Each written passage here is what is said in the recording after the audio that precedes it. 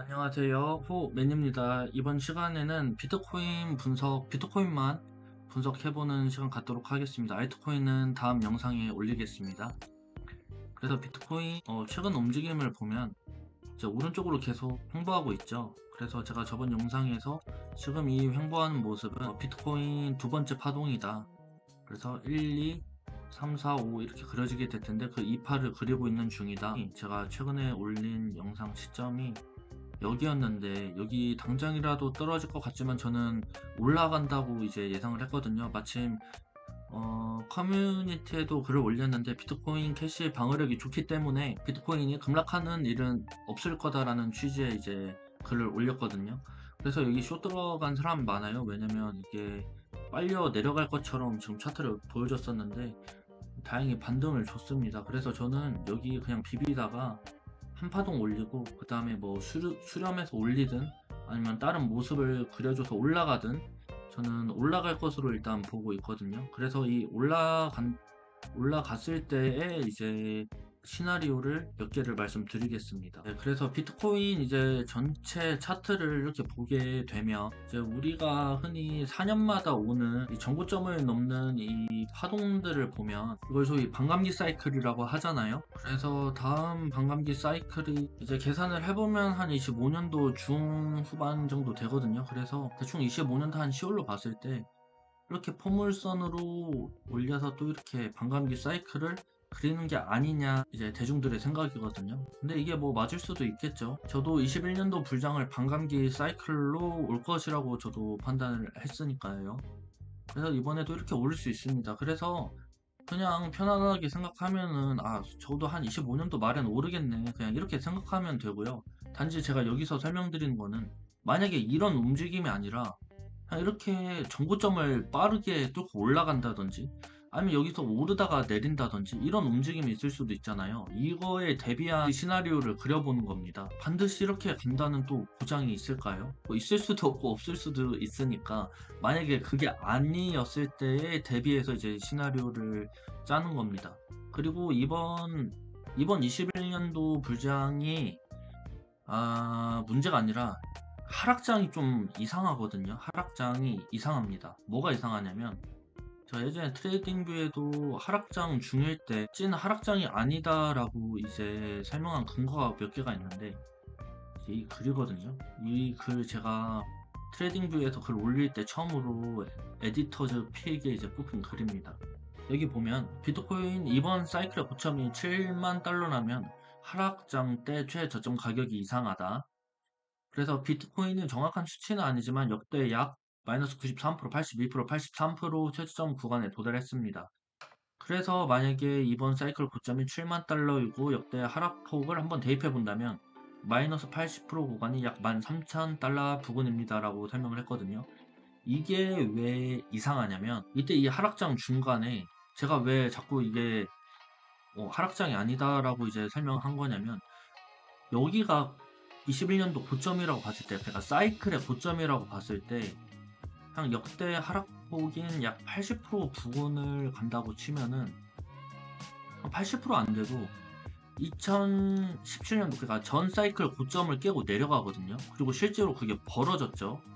그래서 역대 사이클을 보면은 단 한 번도 그 사이클의 최저점이 나와도 여기 고점을 깨고 내려간 적이 없어요. 내려간 적이 없습니다. 깨고 내려간 적이 없어요.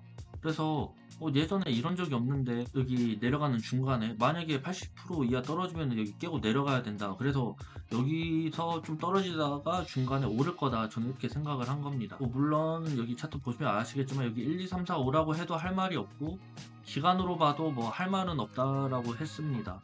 근데 이런 부분이 지금 2021년도 불장이 예전과 같지 않다. 이렇게 설명한 거죠.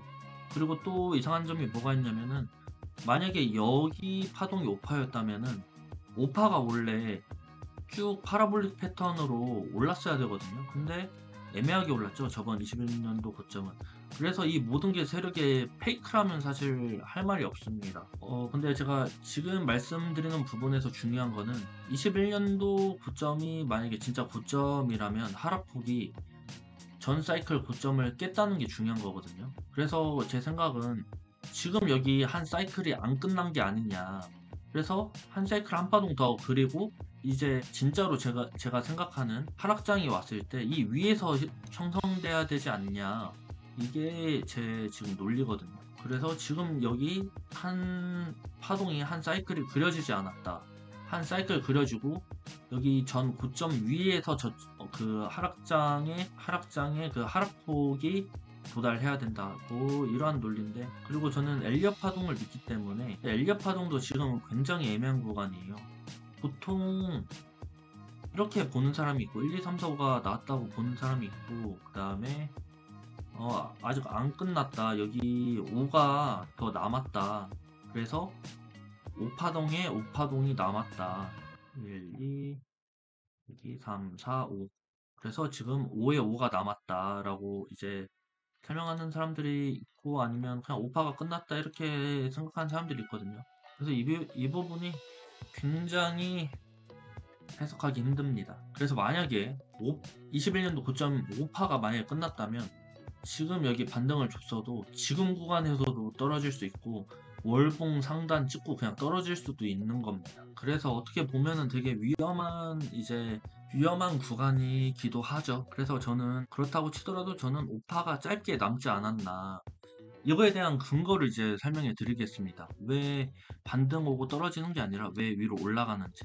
그래서 예전에 시총 차트랑 이더리움 차트를 그 영상을 보셔도 되고 그래요. 저는 한 파동이 더 남았다라고 이제 표현하고 있죠. 시총 차트만 보여드리겠습니다. 시총 차트의 파동이 1, 2, 3, 4, 5로 하나 더 남은 게 아니냐. 물론 이 차트는 15년도 전에 차트는 없는 이제 차트라서 뭐 그렇게 신뢰성이 높지 않아 보입니다. 그렇다 치더라도 이더리움 차트도 이런 모습을 보여주고 있거든요. 그래서 이더리움도 상승파동 하나가 남았기 때문에 비트도 올라갈 가능성이 높다. 그러니까 제 분석이 좀 웃기죠. 비트가 올라야 뭐 이더리움이 올린다고 설명하는데 비트코인 차트가 애매하니까 이더리움 차트를 얘기하고 이더리움이 오를 거니까 비트코인이 오른다. 저는 이렇게 얘기하고 있습니다. 제가 이렇게 얘기하는 이유는 비트코인과 알트코인은 유기적인 관계라서 결코 차트 모양이 뗄래야 뗄 수 없는 관계라고 저는 생각이 들거든요. 그래서 리플 도지 차트를 장기적으로 분석을 하더라도 상하방이 나누어집니다. 그래서 저는 확실한 이더리움 차트를 보면은 저는 비트코인이든 도지 리플이든 올라갈 것으로 저는 그렇게 생각을 하고 있고요. 그리고 도미넌스 차트도 보면은 추세가 이미 한번 꺾였기 때문에 한 번 더 빠질 가능성이 높다. 그래서 알트코인이 조금 더 올라갈 가능성이 높다라고 보고 있습니다. 그래서 비트코인이 지금 구간에선 절대 떨어지지 않고, 중요한 거는 월봉 상단을 찍고 더 올라가느냐 마느냐인데, 그거에 대한 분석은 제가 나중에 그 시점이 가서 이제 설명을 드리겠습니다.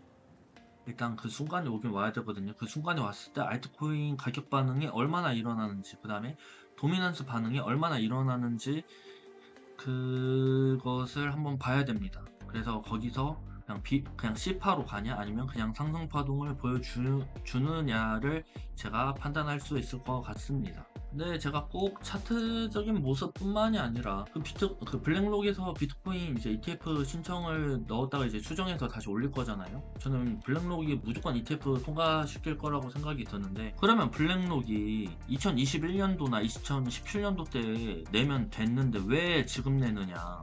뭐 SEC 문건에 이런저런 뭐 이유는 갖다 붙였는데 그거는 그냥 형식상으로 저는 넣었다고 생각하고, 걔네가 마음만 먹었으면은 17년도 고점 전이나 분명 21년도 고점 전에 현물 ETF를 제출할 수 있었는데 그때 블랙록은 아예 제출하지도 않았죠. 그 선물 ETF 이제 승인되고 나서 현물 ETF 블랙록에서 바로 신청할 수도 있었잖아요.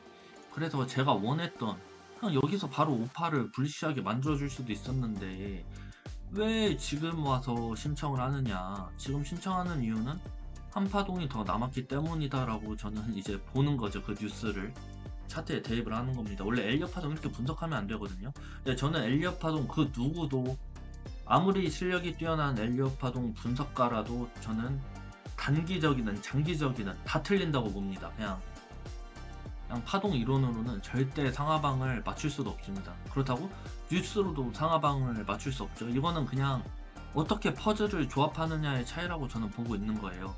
그래서 여기 그냥 오파 끝나고 그냥 내려간다고 볼 수도 있겠죠. 근데 저는 ETF가 있기 때문에 저는 오파가 남았다라고 이제 해석을 하는 겁니다. 저는 이 분석이 더 타당하다고 보고요. 그리고 최근에 이제 블랙록 CEO가 이제 언론에서 계속 입을 털기 시작하는데, 블랙록 CEO 비트코인은 글로벌 자산 모든 단일 통화 능가할 것. CEO가 이렇게 나와서 그 CNBC 인터뷰에서 이런 얘기를 했다는 거에 대한 의미가 저는 크다고 보거든요. 그리고 지금 타이밍에 지금 이 얘기를 한다는 건 사실 설거지를 하더라도 더 올린 다음에 설거지를 하지 지금 구간에서 절대로 설거지 안 할 거라고 보고 있습니다. 그리고 애초에 ETF 승인이 나면은 기본적으로 그 자금이 들어오기 때문에 상승 파동을 크게 그려줄 것이라고 보고 있고, 꼭 오파가 아니라 이게 또 다른 파동으로 보여줄 수 있는데, 그거는 ETF 승인되고 얼마나 큰 상승폭을 보여주냐에 따라서 제가 또 시나리오 수정을 하겠습니다. 상승 관점은 동일한데 이제 어떠한 이제 상승 파동을 그릴 건지에 대한 또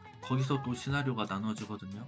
그래서 조금 정리를 하자면, 여기서 월봉 상단에 맞고 떨어진다든지 아니면 그냥 오른다든지 아니면 ETF 승인이 나서 큰 상승폭을 보여줬을 때 제가 생각해둔 조건부들이 다 있습니다.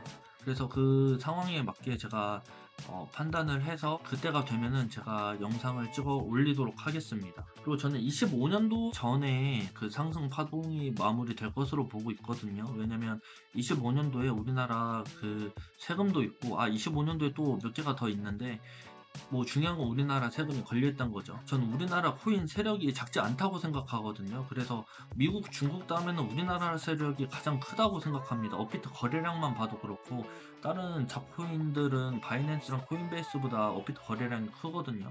그래서 우리나라 세력도 나름 크다고 보고, 그 세력들이 탈출을 하려면 무조건 세금 걷기 전에, 그 가상자산 제도화가 되기 전에 무조건 한탕 해야 되기 때문에, 상승 파동이 얼마나 어떤 기간까지 이어질지 모르겠으나 25년 뒤로 이제 이어지지는 않을 것 같다. 그래서 반감기 사이클대로 25년도 후반에 올 것 같지 않고 그 전에 끝날 것 같다.